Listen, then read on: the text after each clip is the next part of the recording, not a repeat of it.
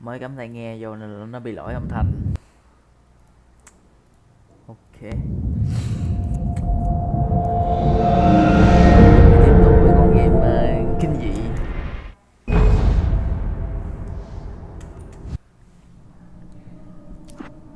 Game kinh dị Alan dở hơi.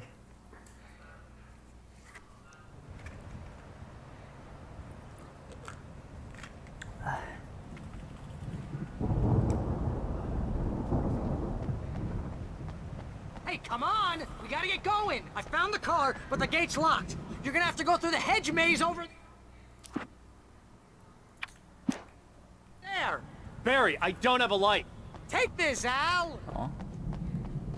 Ôi, tôi cầm rồi ông xài gì? Oh, God! Look at the house, Al! Look out!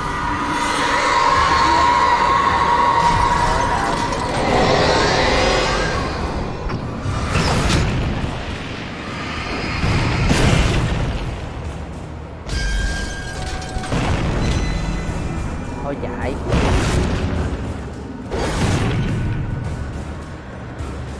Mới vô mà đã căng rồi. Quên hôm qua đang cũng căng mà tôi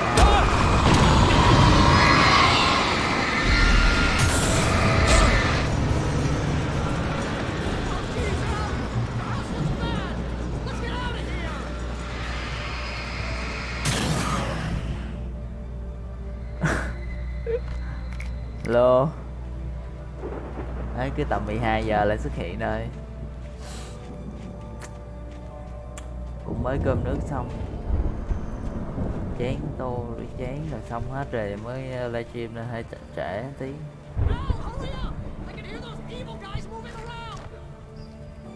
Vâng, tôi cũng nghe thấy tiếng ma quỷ xung quanh nè.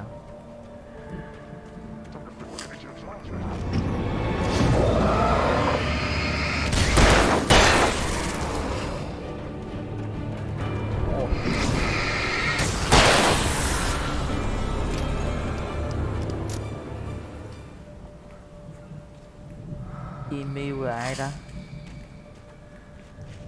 Có tiếng chân nha, hình như có tiếng chân.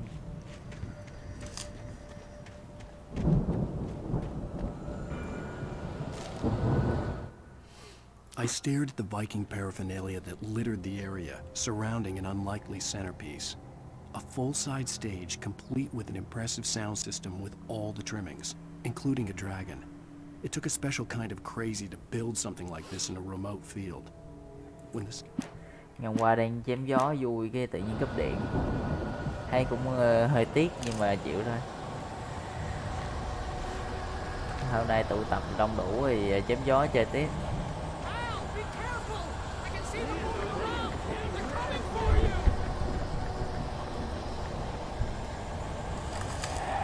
Ra đấy. Nó núp đâu ngoài hẻm này nè.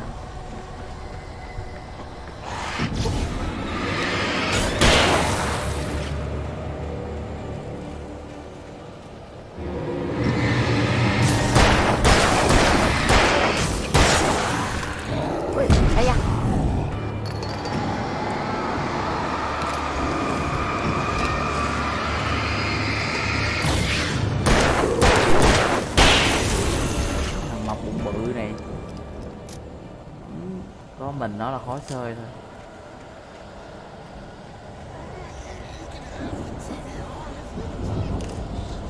Tôi nghĩ tôi tới đúng đường. Anh có thể mở tivi nếu anh không chuyển kênh liên tục. Nếu không thích kênh nào thì tắt tivi đi. Ta đều không muốn cái gì đó. Chưa đọc xong á.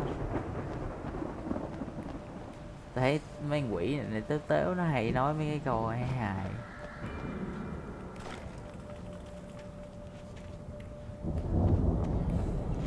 Tại ngày hôm qua ốp cái lúc mà cúp điện nghe lúc mà căng thẳng mà.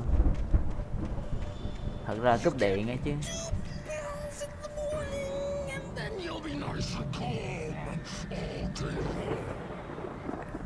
Mấy quỷ này nó nói chuyện hài hước thật.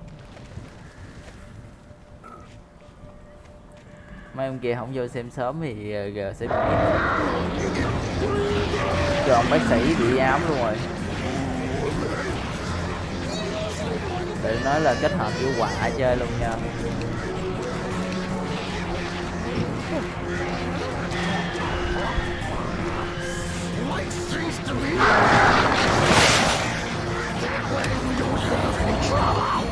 Wow.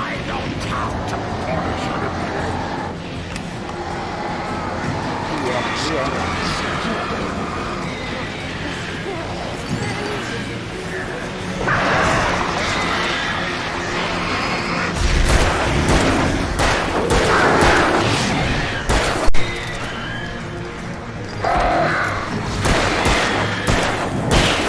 Cuối cùng cũng đi.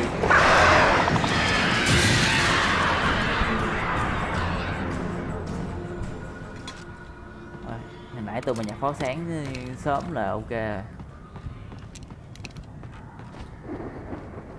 Làm chết Trầm mới nhặt được pháo sáng.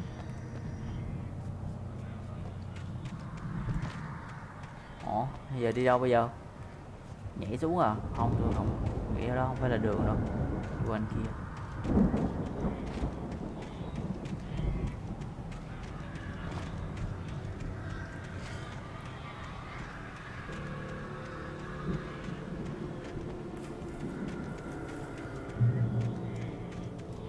Ui, shotgun. Cứu tinh. Mott knew that Wake was smarter than him. Wake had more money, a beautiful wife, everything. And Hartman said Wake was important. That made him better than Mott. But Mott was calling the shots now. He'd expected Wake to whimper and grovel, but instead, he seemed willing to fight. Mott knew he'd gotten under Wake's skin. If only Mott actually had his wife. The thought made him shiver.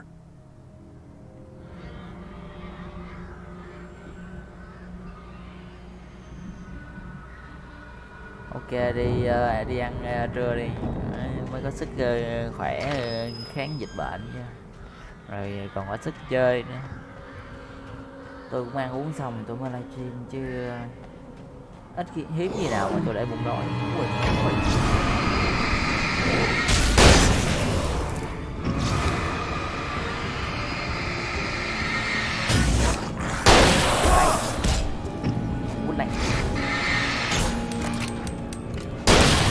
Lấy nè.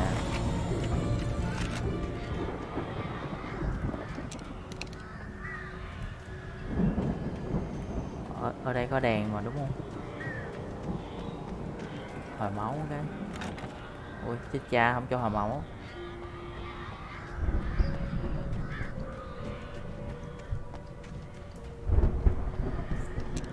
Phí quá nhở. Mấy con quái bình thường nó cầm súng lục bắn được rồi.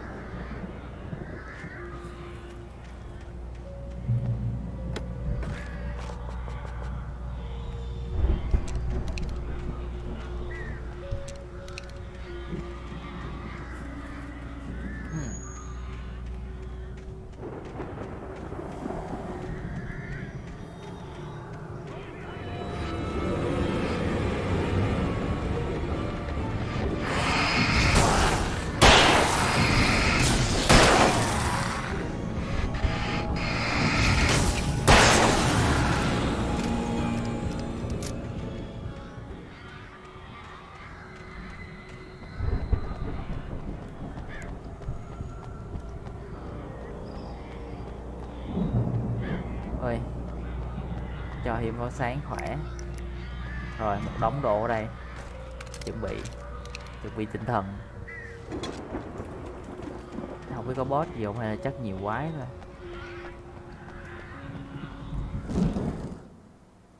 Hartman watched as Wake's features slackened. The man was bullheaded, no doubt. Even lying on the bed, he'd almost broken Hartman's nose the second time. But with a little time, he could break Wake down, give him proper direction. Wake was easily the most promising subject he had had. Well, since Tom, really. Sleep well, Alan, Hartman whispered with a smile. Let me take care of you. He sniffed hard to clear his throbbing nose, swallowed blood and barely tasted it. Chắc chuẩn bị bị bắt nè, chắc chắn luôn, bị bắt. Alan chắc là đánh boss xong là sẽ bị bắt.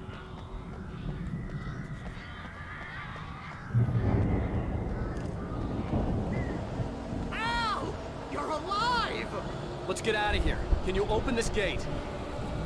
Maybe. Barry, Well, I slammed it shut when the nasty showed up, and the key fits kind of loose in the lock, so, I'll find it, don't worry about it! Ôi mẹ ơi. Trùm hay gì đây? Chắc không phải trùm đâu. Quái đông tí thôi mà. hurry up, Barry. I'm on it! I'm on it!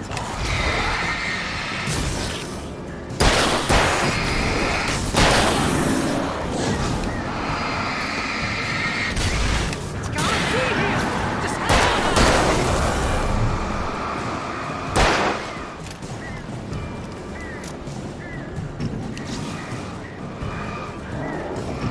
Hey, it's on the corner!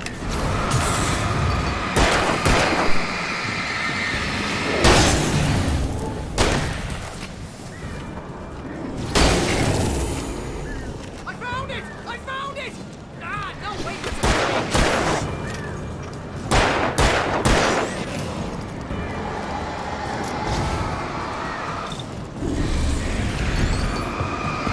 Here it is! Ow, I found the key!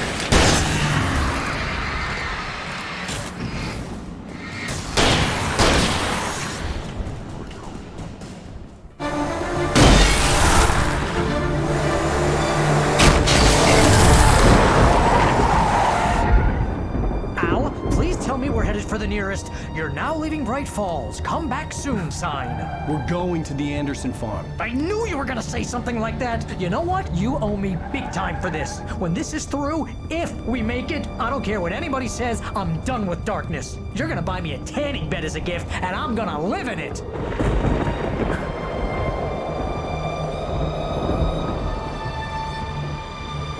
Logic game kinh dị là nó thế đấy, cứ tới những nơi nguy hiểm thôi.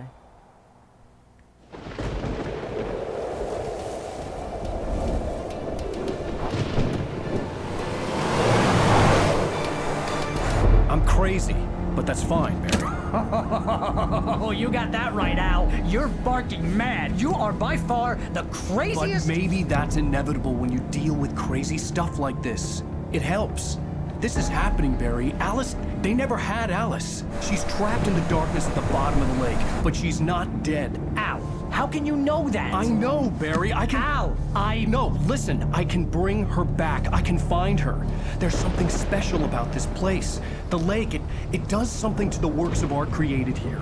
It makes them come true.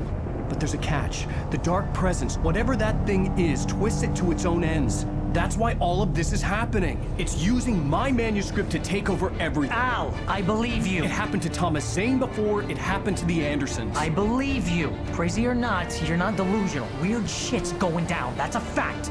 I'm on board, man. I'm with you. The Andersons knew about it, but they were too far gone to tell me with all the drugs they were on. But they wrote it down. There's a message somewhere at their farm, Barry. We just need to find it. Look out!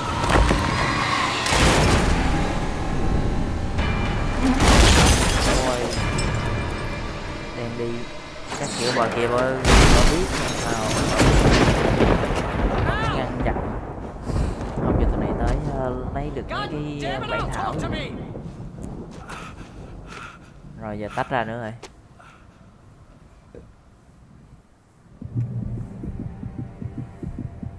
I had lost my gun in the crash. Barry was nowhere to be seen. Barry! Barry! Oh, man, you're okay! Jeez, it's good to hear your voice! I was trying to get out of the car, but the ground gave way! Man, what a drop! Don't worry, your cutout is fine. Forget that! Are you okay? I hit some bushes, didn't get a scratch.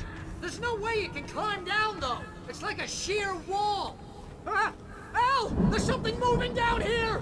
Barry, it's a taken! Use a flare, Barry! Yeah! Barry, are you all right? I'm good, Al! I'm great! Guess you never messed with anyone from New York City before, huh? You're gonna have to find your way around to the farm, Al! I'll be waiting! Barry, just wait for me, okay? Al! I'm not staying here! It's suicide! I'm going to the farm! I'm gonna go ahead and secure the area. You can catch up. Don't worry about it. I'm on the case. Now he's Rambo. This would turn into a disaster if I didn't catch up with Barry. Giờ không có súng tay không tất sắt.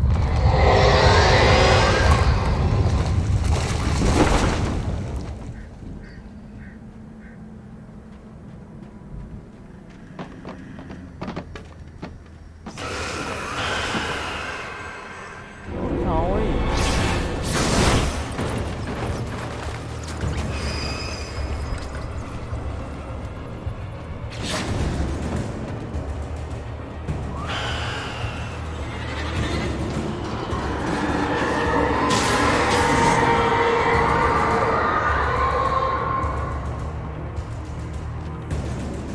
Hỏi đi vô đây chỉ lụm bánh giấy thôi à. Khỉ thật. When he stopped the car at the Anderson farm, Walter felt relieved. Oblivion was close at hand. The brothers wouldn't miss a jar of moonshine or two in the booby hatch. But then he saw the man on the porch, and he knew who it was.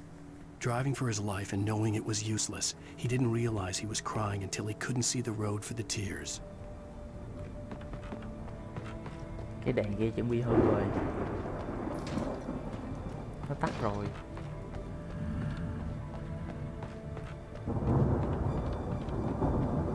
Thôi nha mi. Thôi nha.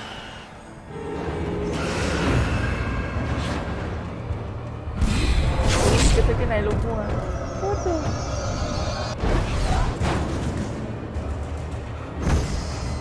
Không có nào chạy đi chứ. Sao mày yếu quá vậy Alan?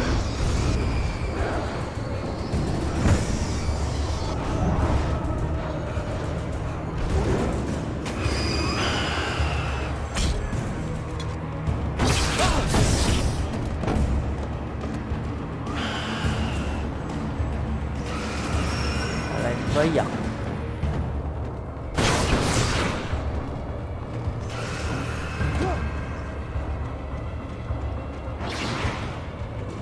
Giờ rồi vậy chạy đâu đây?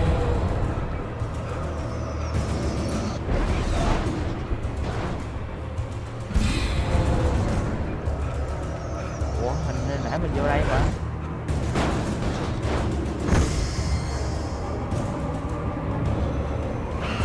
Thề luôn rồi, con game cố tình không cho chạy.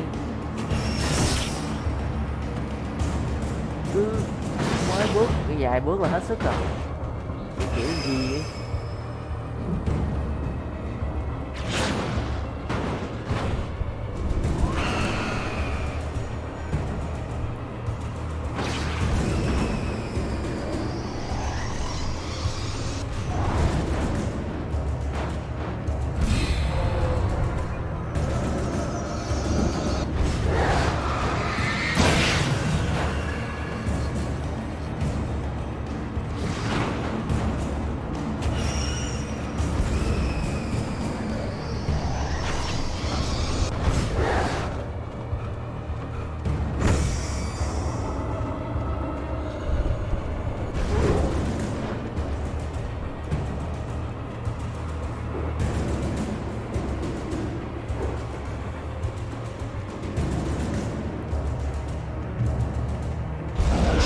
Crawled over the gate. I needed a light to destroy them to get through.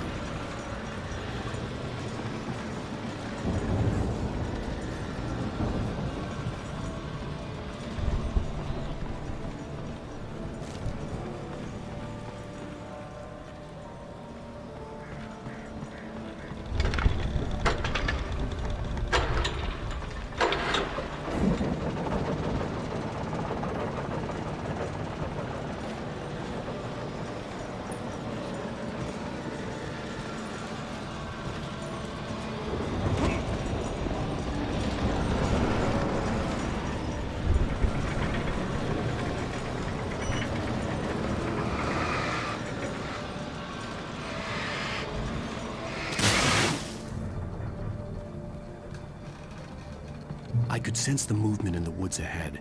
Facing the enemy without a weapon was dangerous, but I had no choice. Bây giờ chỉ có cái đèn thôi. Không có súng luôn. Bóp thiệt chứ.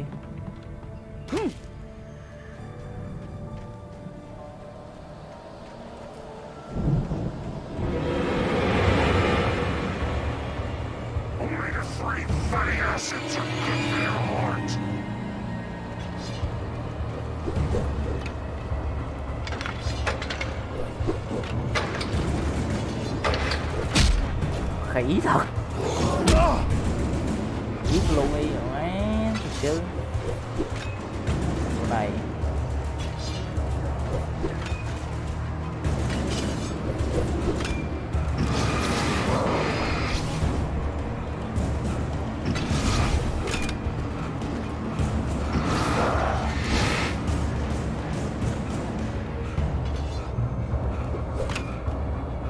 ném cái đầu xuống cứ quay.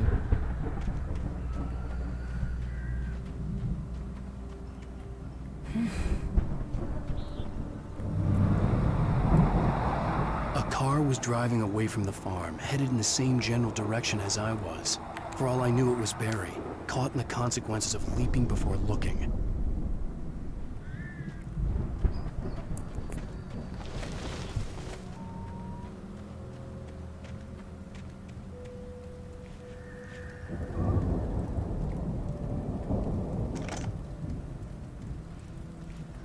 Đèn sáng hàng nặng à.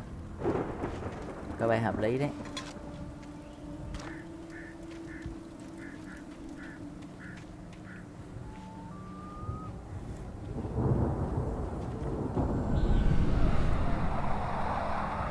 The car was heading for the cabin up ahead. It wasn't far. If it was Barry, I would see the damage soon.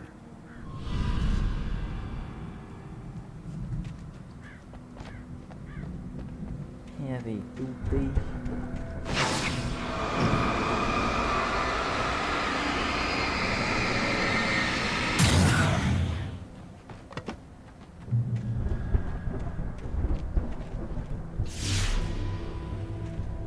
I'm trying to deliver each page to the right time and place. I'm trying to show you how the story goes. I had seen glimpses of the light before. I had seen it in my dream. It was a strange spaceman or a diver in a bulky suit. He was the one who'd been placing the pages on my path. Ôi, xém tí nữa là không nhặt đủ sáng là chết rồi. Ui ui ui.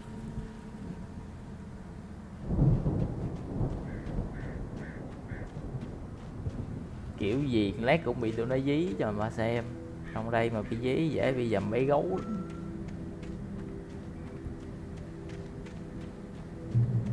Ủa không dí à?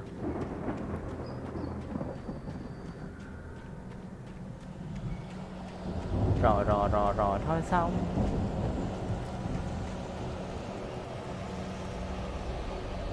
Someone had left a gun behind. Now I had a fighting chance of reaching the farm.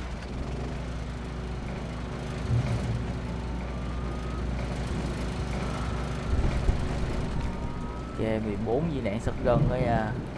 Game cố tình chuẩn bị để cho mình chiến đấu rồi. Xem coi bản thảo nói gì. The storm raged on as the Anderson brothers walked unsteadily away from the clinic with the other patients in tow, knowing that this time they wouldn't return. The darkness around them seethed with horrors, but Tor and Odin were unafraid. Their eyes glinted with guile. They knew every secret path, and there was blood on their hands. They had fought these shades before.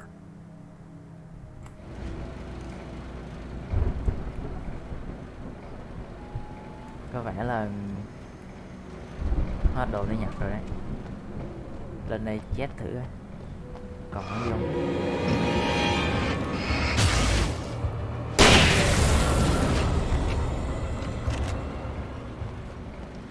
Chỉ có shotgun thôi.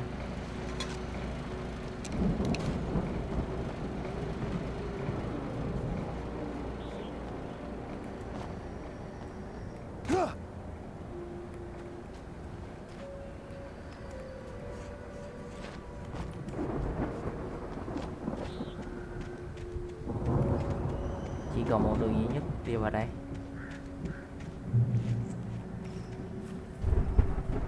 Quên mà không có súng lục nên là nó cho đạn xịt gân nhiều cũng hợp lý. Cô không hẳn là chuẩn bị gặp quái. Rồi chuẩn bị đó nha. Cái không khí này chắc chắn sẽ gặp.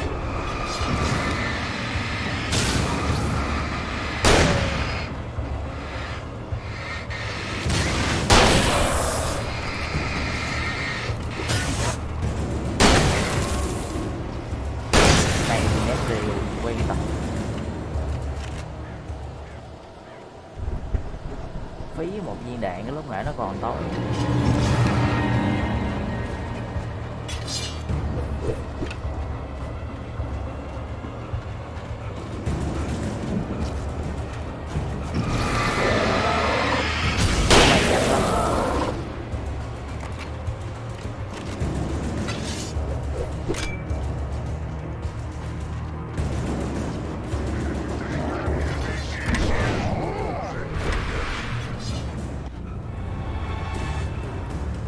I could see the car, but there was no sight of the driver.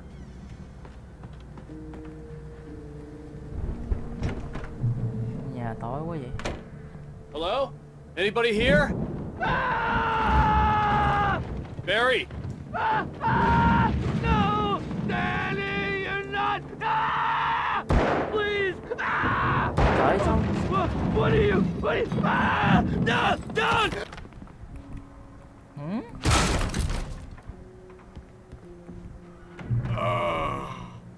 I know you.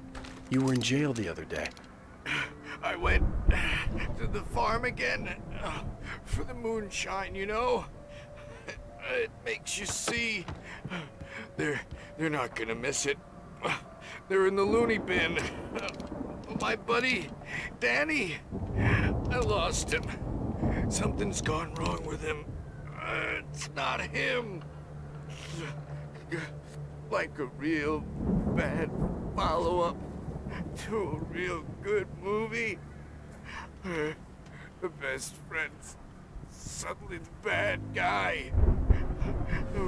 Chắc đang ẩn ý nói về Alan. Crap. Anyway. Chết.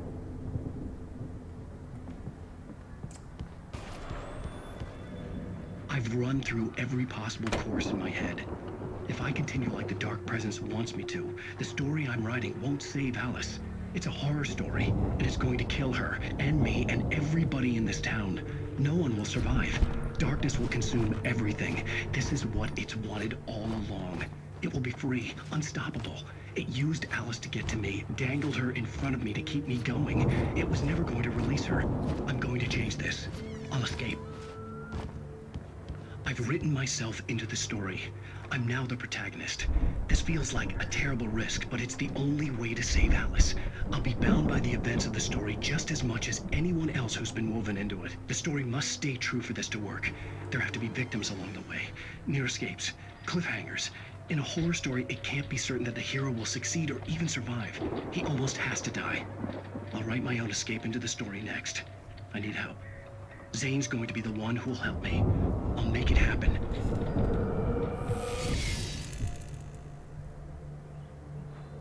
Hay đấy. Này nó viết bắt nó viết chuyện nhưng mà nó không viết hoàn toàn để mà cho con quỷ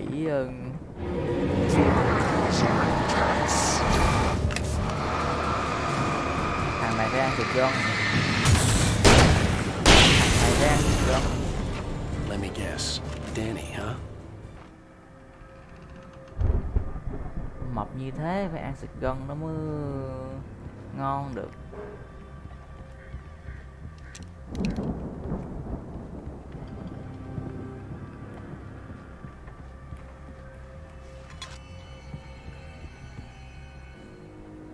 Giờ chắc đi ra sau nhà thôi. The front door was locked. I could climb out through the broken window. The farm was still a good distance away. I'd need a car to get there fast.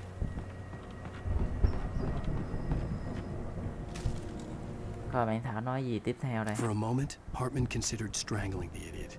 Mott was mean-spirited, but easily manipulated. An emotional infant who lived for his approval. Wait. Ok. Lên xe đi đây.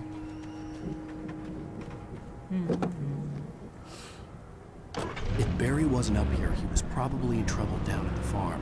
For a moment, I felt bad for doubting him. After all, I'd made it this far myself. But Barry was Barry.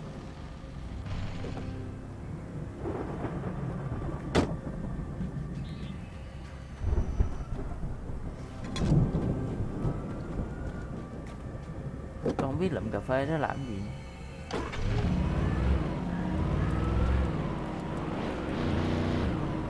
Chắc lát Huy gặp cái tụi kia.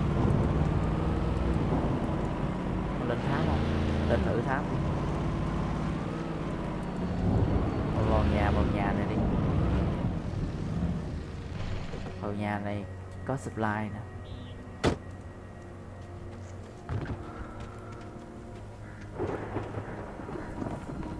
Nhưng mà thường vào lượm supply xong lát ra còn gặp tụi kia nó bao vây quýnh lộn trận.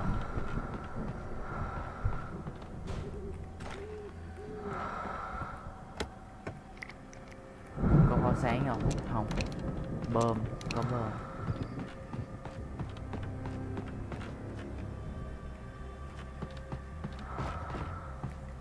Chuẩn bị nào.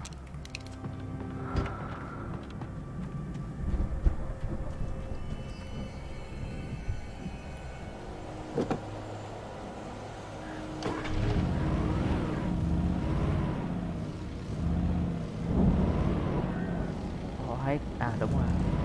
Cái nhà trên đồi ở đây. Ok. Đây mình lụm thêm đồ.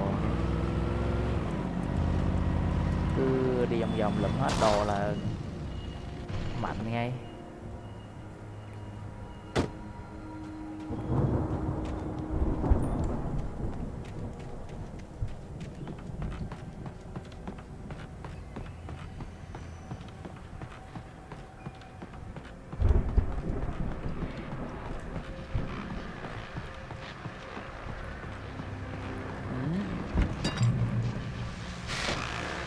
Well, as I'm sure everyone's noticed, that storm we all felt coming is finally here. The boys at the Weather Service reckon it'll last until morning at the very least. Pertaining to that, let me read that missing persons alert again. The Sheriff's Department is still looking for a Caucasian woman, 30 years old, slim, and blonde with blue eyes. She may be lost in the woods, and it's possible she's been injured in a car accident. If you see her, please make sure you get her indoors and call the sheriff. It's bad weather to be caught out in, so if you see someone in the area who maybe looks a little confused, give them a hand, all right? This is Pat Maine on KBF. Thích nhờ.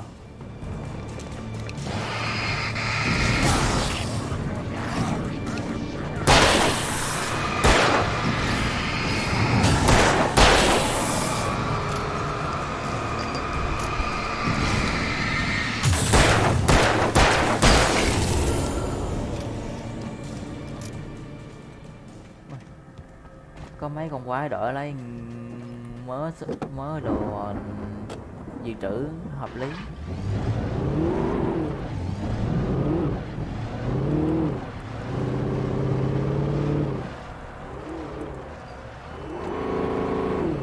Các đường nào cũng về nông trại được rồi.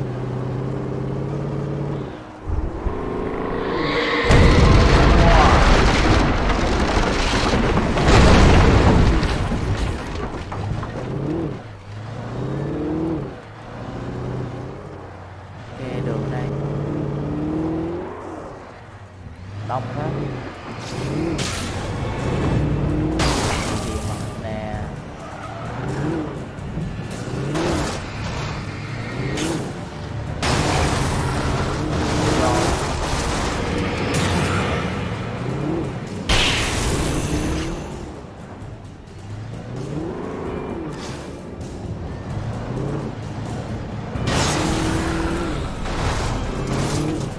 Ghét giết hết mới chịu.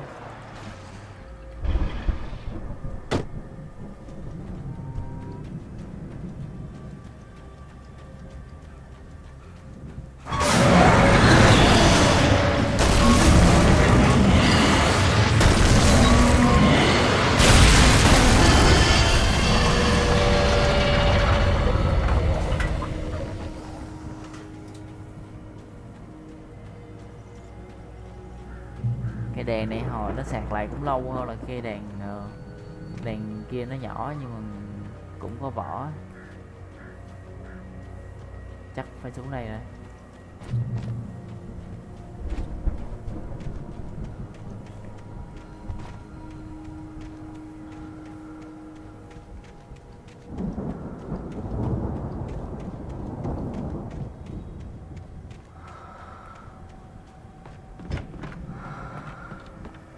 Có tiếng thở trong nhà, chắc lát ra gặp tiếp.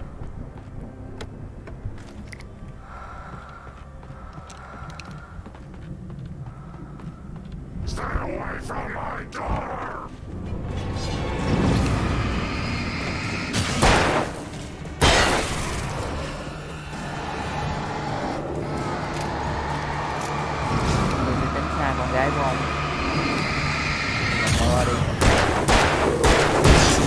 Dưới ông trước xong em tôi mới lại gần con gái chứ. Nghĩ sao?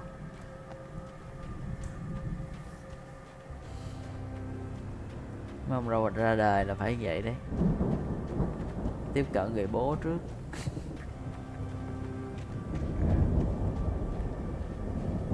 Tôi nghĩ pháo sáng này chắc là bắn vô nó phải nổ nè. Chắc chuẩn bị I'd sẽ có một known cái the gì đó brothers hoành used to tráng. be some kind of rock stars, but it hadn't really sunk in until I saw the stage.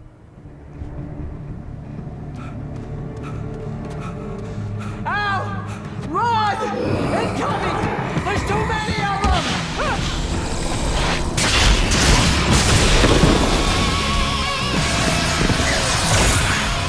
God damn!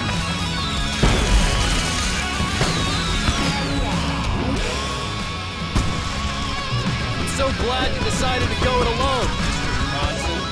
Shut up and shoot! Ow! We have to fight them off! I can set off more of the fireworks from here and help you out! Hey, Al! You notice there's a lot of ammo and stuff around? This place is stocked! Al, hold on! I'll try to get the stage lights on!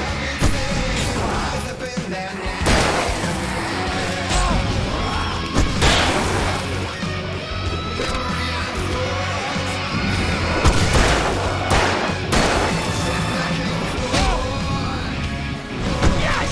Here we go! Barry Wheeler to the rescue! No! Damn it! God damn, turn to the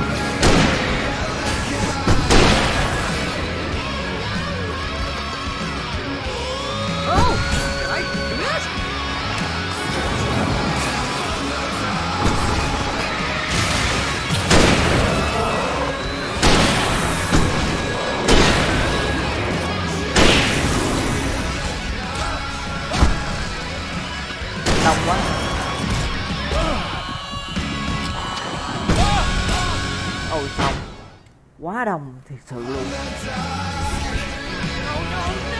Why do you keep doing this to me? Barry, please, please, please!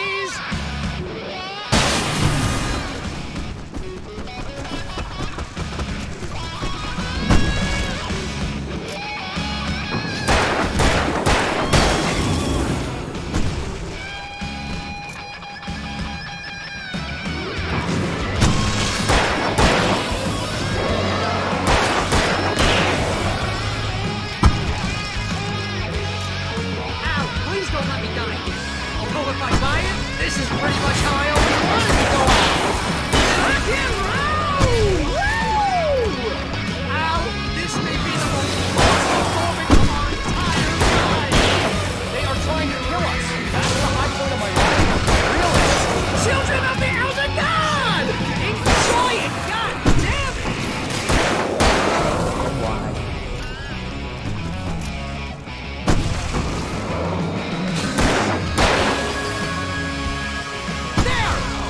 In the game, yes!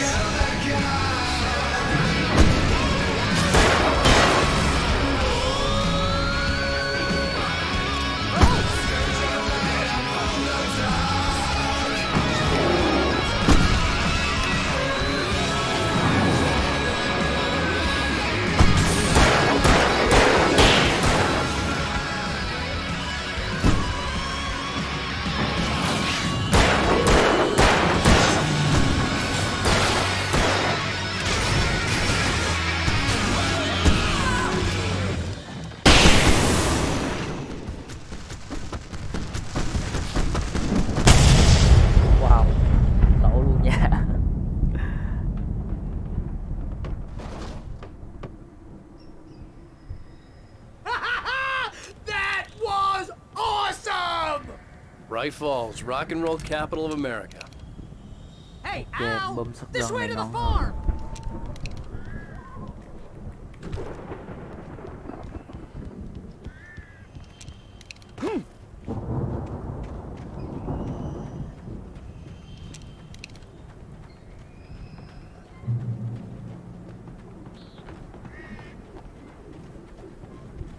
được cái đèn sáng bự dã man luôn ấy.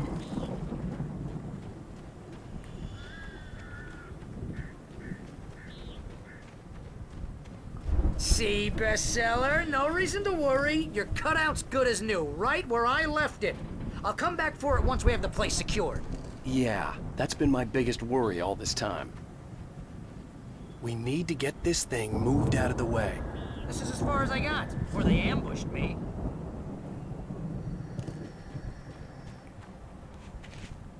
Tìm cách leo lên thôi. Đây.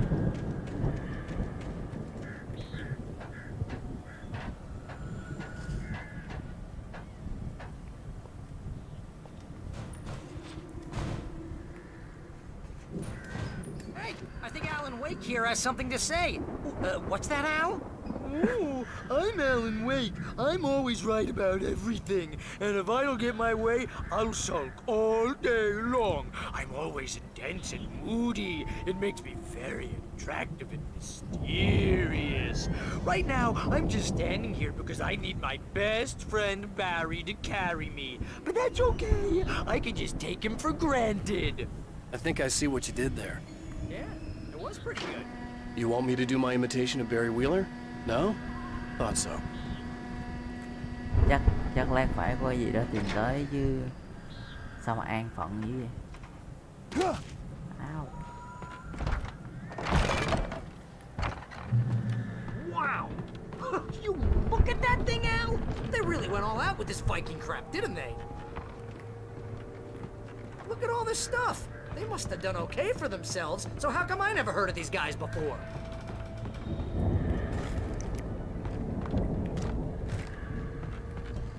Lậm em đừng đóng đồ nữa là chuẩn bị nguy cơ lớn.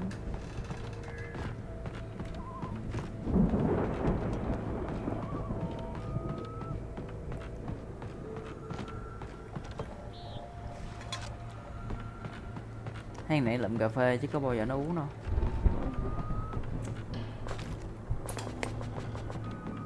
Sleep. We all spend Oh, Night Springs. Man, brings back memories. Hey, remember when I got you that gig? Your first real writing job. What got you started? Was this one of your episodes? Nghĩ nhạc nó nghe ghê rồi.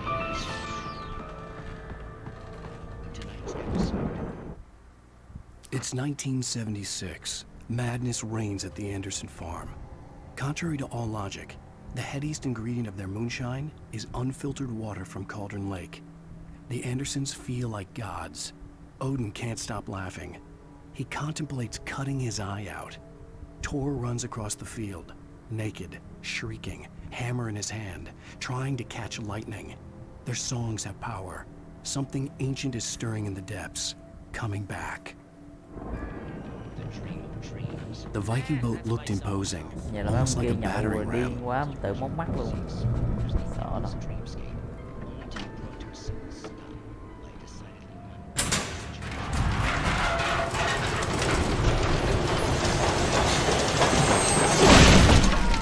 Good going, Al.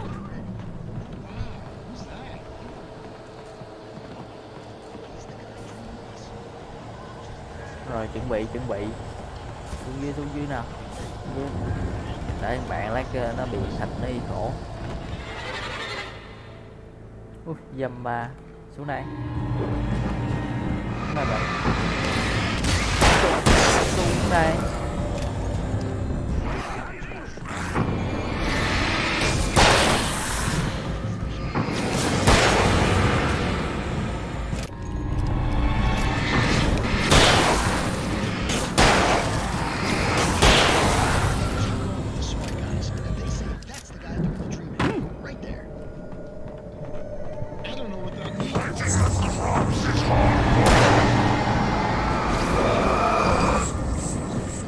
Ui, bỏ ra. Không phải, quái này nhanh hơn bình thường.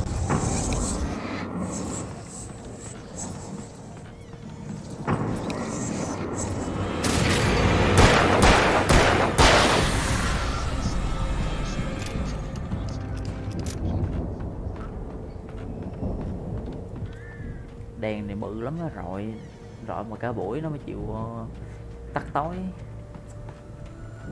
Ui.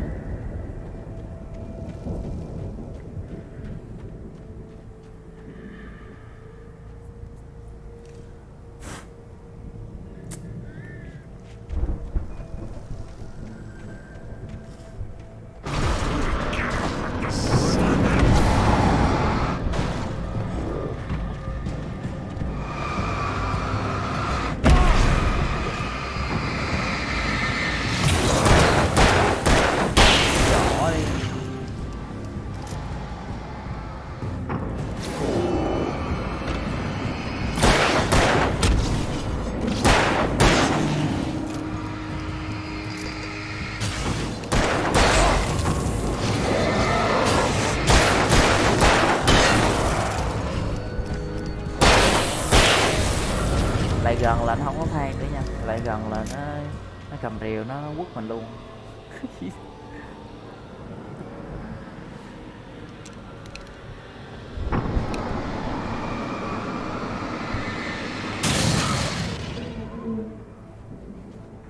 Hả? Phải lại chỗ kia đứng rồi.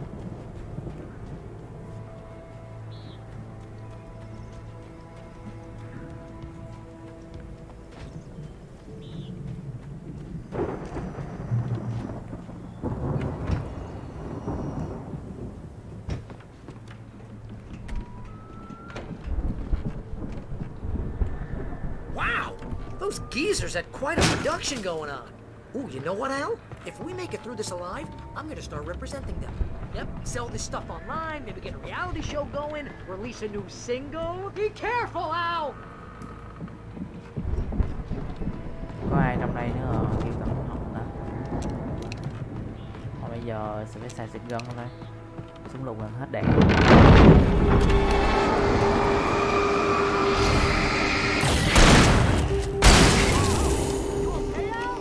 I'm good. Keep your eyes open, okay?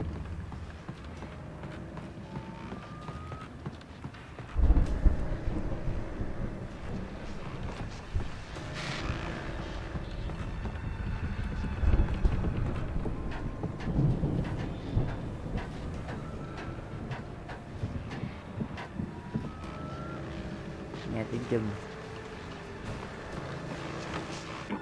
As you regular listeners know, I tend to work through the night, but I'm not the only one. Deputies Mulligan and Thornton are taking a couple of moments off their busy schedule to join me here in the studio. Boys, how busy are you now? Deerfest is almost here, isn't it? I bet that keeps you in business. Pretty busy, yeah. Actually, Pat, we've been real busy with other stuff, which concerns an ongoing investigation. I could see the building that had to be the Andersons' home on the other side of the field. It wasn't far now. I wasn't worried about trusting the ramblings of two burned-out geriatric wrecks. They had the goods.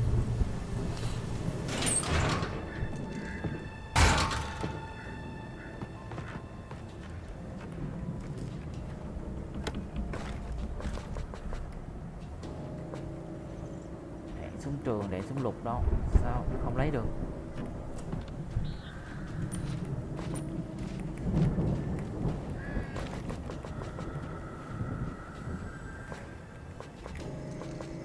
Không lụm được, khỉ sao?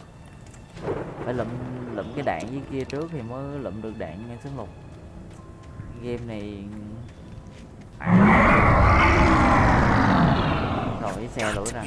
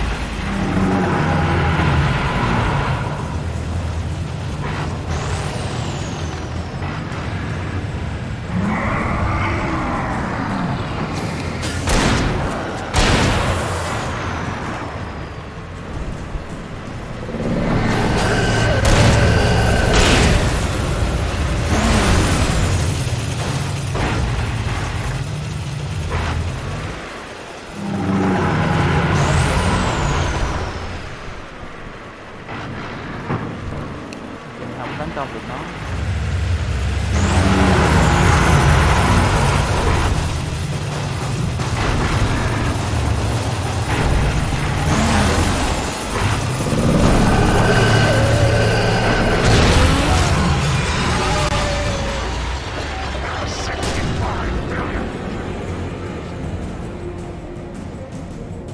Chừng nào mới cho vô cửa ta? Chứ có con thằng làm gì được tôi, khó hiểu thiệt.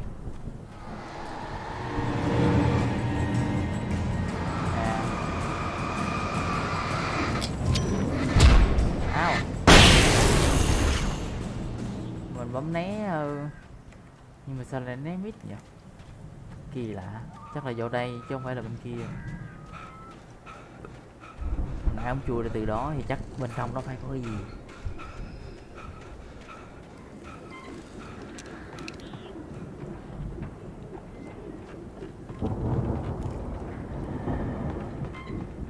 Trèo lên nào. Hơi lụm supply trước đi.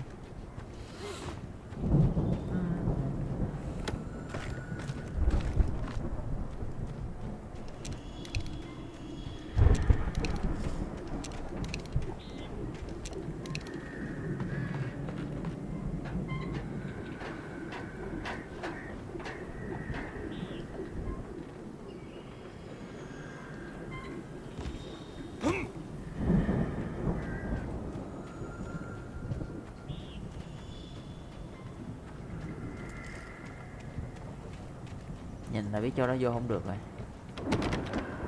Phải chỗ này cũng vô không được luôn. Al? I had to find a key to get Barry out. Yeah, it's me. Hang on. I'll try to find a key to get the door open. Ây da, rồi chìa khóa đâu ta?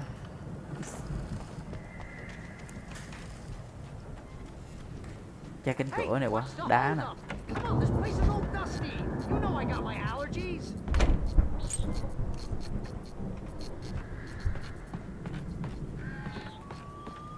Come on now, open the door already. Seriously, I don't like it in here. Tôi nghĩ lát thằng bạn bị vấn đề gì rồi. Không sao à. Ôi, cái đèn nhiều đó. Hey, let's go, man.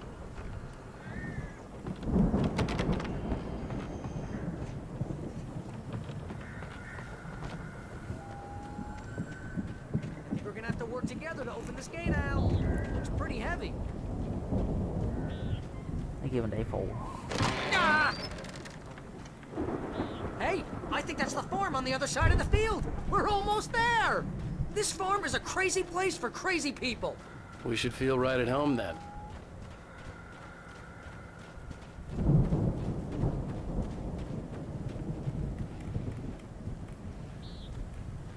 Come on, one more gate. Let's do this thing.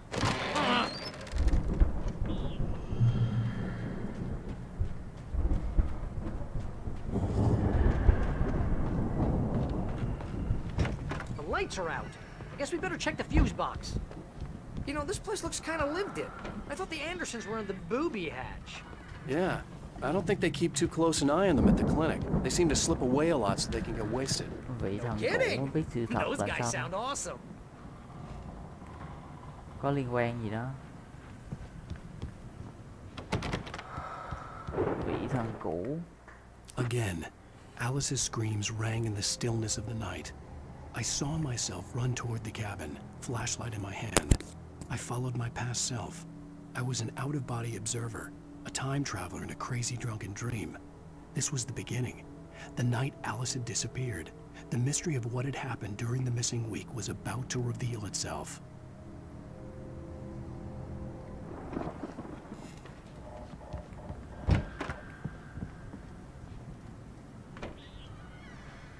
Cho vô đây làm gì đó? Mình đang tìm cái gì? À.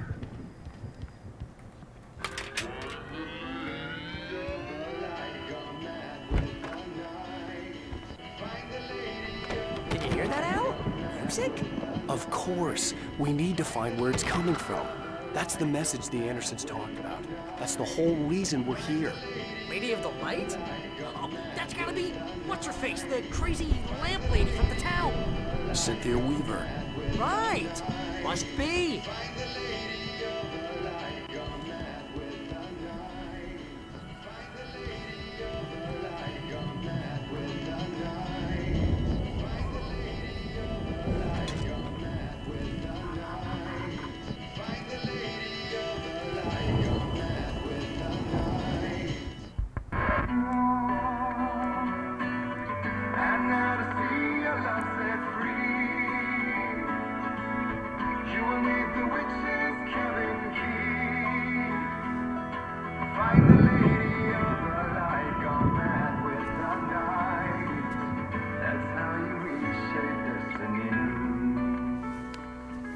Nghe cũng hay chứ. We need to find Cynthia Weaver. We'll stay here for the night and head back to town as soon as it gets light.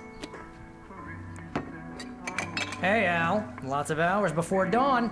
Might as well get some rest. And by rest, I mean drunk. Come on, Barry, this is... Yeah, what the hell? Rồi sắp sáng rồi kìa. Ở đó mà ngồi uống. I'm sorry about this. No, seriously, because I know we don't get along, but we're gonna find her, right? And even though you're a crazy bastard, I'm gonna stick by you, no matter what, ever, Al. Sure, like a brother. I'm a writer, god damn it. Correct. If I just wanted to, I could write 10 books a year.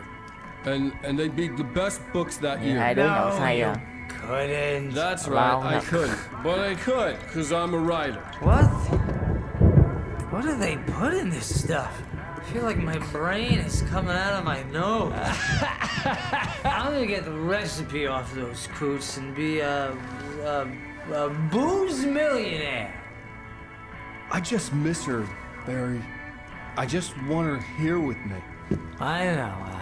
I know. It's gonna be okay. We're gonna make it okay.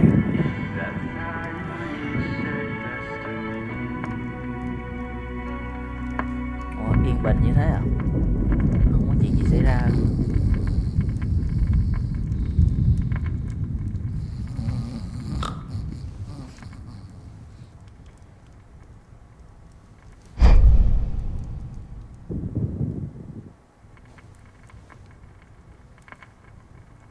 Chắc sẽ xuất hiện cái bóng bà kia sau lưng cái tấm hình này.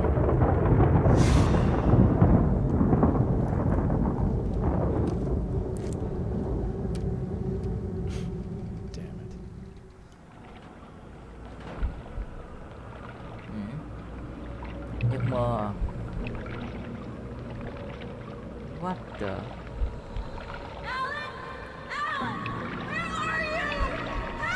Alice, I'm coming. It's all right. I'm coming. It was a crazy drunken dream, and yet it was more than that. It was the truth, a suppressed memory unearthed by the Andersons' moonshine. I was there, an out-of-body observer. This was the night Alice and I had arrived at Bright Falls, the night Alice had disappeared. I had a chance to find out what had happened. Alice? I remembered Alice? being surprised to see the cabin dark. Alice would have never turned the lights off. I remembered thinking I caught a glimpse of her form underwater, sinking into the darkness. Diving after her was the last vague memory I had of that night. After that, the next thing I could remember was waking up behind the wheel of the crashed car and finding the first pages of the manuscript. Beyond this lost memory, there was nothing. I had to follow the footsteps of my past self to find out what had happened that night. I couldn't find her in all that blackness. I must have thought she drowned.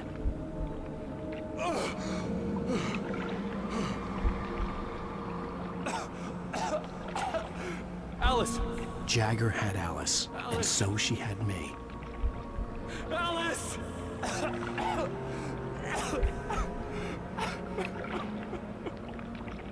I'd been easy prey. Look at the cabin. Is there someone in the window? Alice? Maybe she didn't drown after all.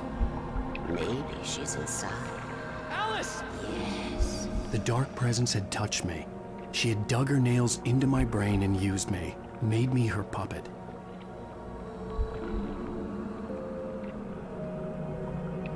She must be here somewhere. Maybe upstairs in the study. Alice! Yes, that's where she is. You can apologize. Alice! You laugh at the whole thing together and put it behind you. Cho cái máy làm việc thôi. Alice! Nè, cái máy làm việc. She's not here. You were foolish to think so. No, she's dead. She drowned. No, no, no! It's your fault your wife is dead. You are guilty. All she wanted was to help you right. You killed her. Ah! Oh, hush. There's still hope. Cauldron Lake is a special place. Here, you have the power to change things. She wanted you to write. I will tell you what to do.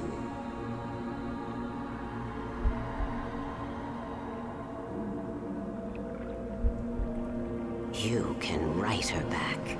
The story will come true, and all will be well again.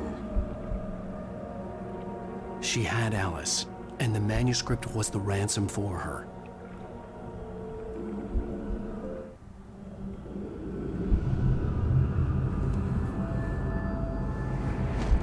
Yes. All right.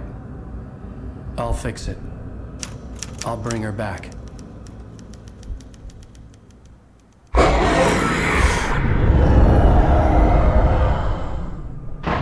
No. I wrote it. I remembered it all now. In the dark, I'd written for days, a week, almost a complete manuscript of a novel entitled Departure. Jagger had been my editor, whispering in my ear, making sure that the unfolding story would make her more and more powerful. I thought I was saving Alice. Even with the cobweb she put in my head, some part of me had been aware enough to write my escape into the story, to bring a light into the cabin to release me before I could finish. to interrupt the horror story before the ending, where everything and everyone. Zane was weak and far away, but I had written him into the story, and his light had been enough to set me free. It isn't here now. I'm here because it was written. I brought the light to set you free. You must hurry. It will know I'm here. It will be back soon.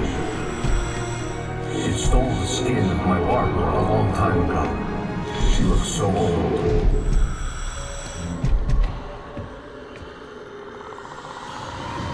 Vậy lần này em thoát ra. I had woken up, confused and groggy, my mind consumed by darkness and fear. All I could do was to escape.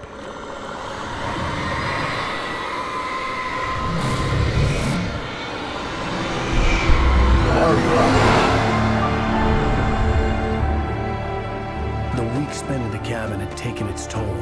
I was barely conscious and fading fast. It had to have cost Zane terribly, thrown him even deeper into whatever dark place he now haunted. But he had managed to weaken the dark presence, kept me safe that night.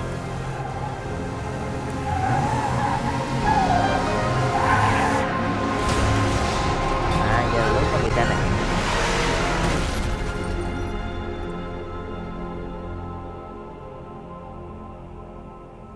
I wrote it. It's my fault. That's right, James Joyce. It's your fault and you're gonna pay for it. Ủa, hết phần nữa rồi. Hấp dẫn đấy.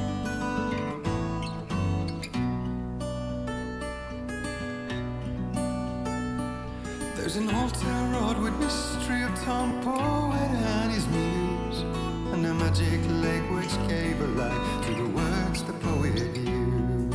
Hôm nay có vẻ chương 4 hết sớm nhỉ. Now the muse she was his happiness, and he rhymed about her grace and told the stories of treasure. Previously on Alanwake, under the influence of the dark presence, I wrote a horror story that is coming true. Jagger had been my editor, making sure that the unfolding story would make her more and more powerful. Some part of me had been aware enough to write my escape into the story. Together we can create something absolutely wonderful. The lake, it does something to the works of art created here. It makes them come true. My mom gave me this old light switch. The clicker. Alice is being kept in a dark prison. I need to find Cynthia Weaver to fix this. It's your fault and you're gonna pay for it. Well, we're expecting a record crowd from the neighboring counties. Naturally, we hope to break the record set by last year's Moose Fest in our neighboring town, Watery. Ladies and gentlemen, some people have asked me, what's the big deal about Deer Fest? And I think that this sums it up. It's about friendship and community. We've got a great party coming up. Let's try to hold it in until tomorrow and get through the night in one piece, all right? Này bị bắt hết rồi. I have it. Someone will come for it when the time is right. Thomas said so. He wrote it. The key is insurance. It's my job to keep it safe. Safe in the light. What was in the light?